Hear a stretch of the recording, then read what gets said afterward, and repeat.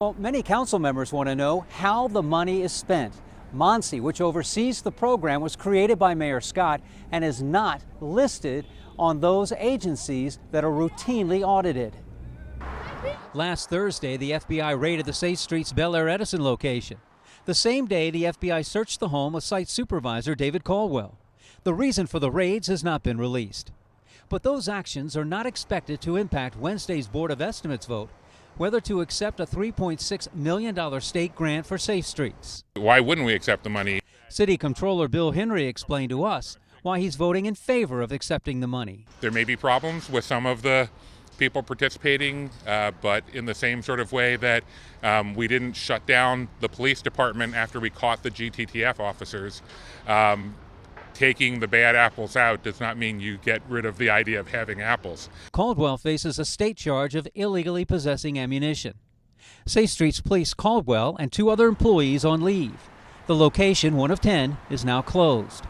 LifeBridge Health, which operates it, issued a statement saying the Bel Air Edison Safe Streets site is inactive until we have adequate staffing to run an operationally safe site. Safe Streets staffers are unarmed. Some of the outreach workers include past offenders. They mediate or interrupt conflicts before they turn violent. The program has a troubled history.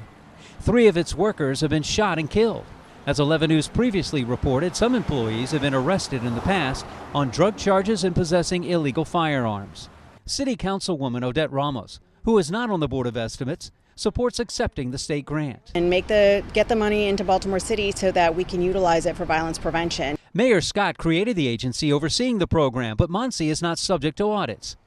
Council could change the city charter to include it, and while that year-long process plays out, the Biennial Audits Oversight Commission could vote in favor of including it, but with the understanding another city agency would have to wait longer to be audited.